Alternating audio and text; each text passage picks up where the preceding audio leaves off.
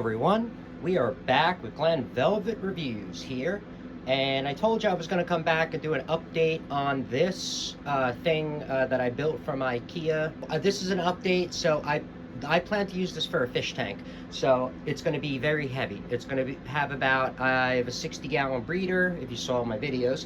I have a 60-gallon breeder that I got from Petco, so that's going to go on here with the coral and the rock and the sand and all the crap. You know, you could be talking about easily 750 pounds, you know, everything in it. So obviously you would want something rated for 1,000 pounds or more. I pretty much put 1,100 pounds on top of this thing. You notice there's some brick and just buckets filled with water, because that's the easiest way to add weight and then get rid of it, because I have back, so I can just siphon everything out. So anyway, so I put a bunch of water up there and some bricks or whatever, and I totaled the weight on the paper over there, and we got about around 1,100 pounds of weight so far on this. So I'm not going to be putting that. I'm going to be, you know, hundreds of pounds below that, which will be great. But I just wanted to show you what I saw. So pretty much it's pretty sturdy. I mean, you know, I wouldn't move it. It's IKEA furniture. If you know IKEA, you pretty much build it and you leave it there, and it's great. If you're going to be moving furniture and you think you're going to be moving it in the future a lot, then IKEA maybe isn't the furniture for you. My mom has Ethan Allen, or I think my grandma has, I don't know, whatever. My grandma had Ethan Allen, and man, you can move that furniture 1,000 times and it still is perfect. The furniture from Ethan Allen. I mean, it's 30 years old. No, it's probably 40 years old around. Yeah, it's probably about 40 years old.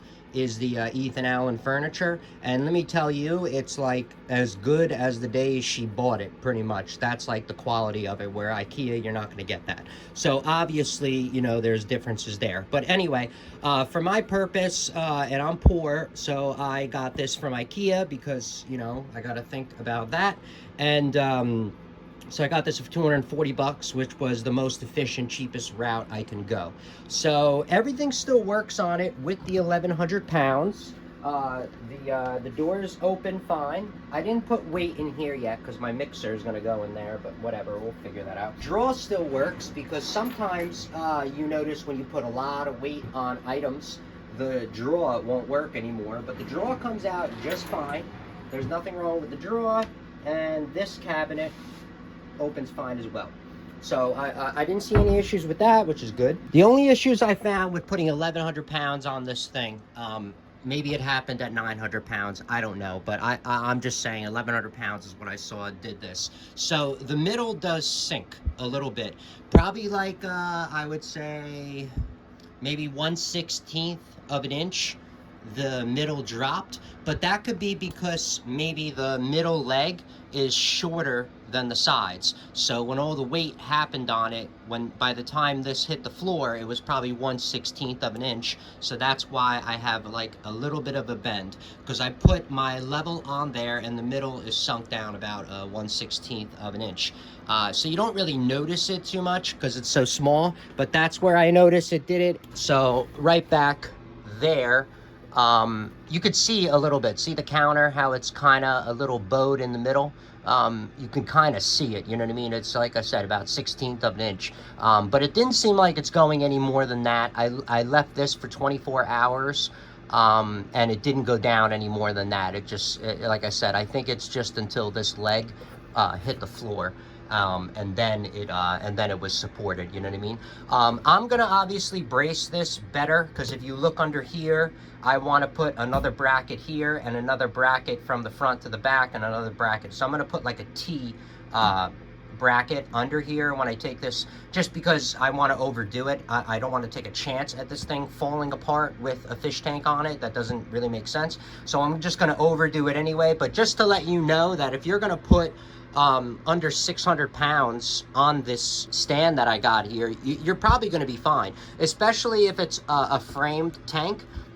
I don't know if I would do this with a frameless tank, because those have to be very level, otherwise you can have a crack or something serious. These don't have to be as level. I've seen these, like, I've seen these not level by, like, you know what I mean, like this, and for 10 years I never saw a leak. You know what I mean? So these things are very robust. They've been around for a long time, true and tested, whatever the hell you want to call it. So if you're going to use that kind of fish tank, you're not going to have a problem. So if you're going to use this, like I said, for an aquarium, I would say anything under, so you could probably put a 55 gallon on this. A 75 gallon, I would brace it. If you're going to do it anything over a 55 gallon, I would probably brace this with some 2x4s on the bottom, or however you can engineer it to make it stronger. All right, so that's it for Glen Velvet reviews on the update on my fish tank stand, I guess you can call it, that I got from Ikea. If you have any questions or comments, please post them down below. I would love to know. Also, subscribe to my channel. Join me on my review adventures as I try to put up stuff to help out the community, just like I get help from the community. All right, everybody enjoy. Be safe. I'm out. Bye-bye.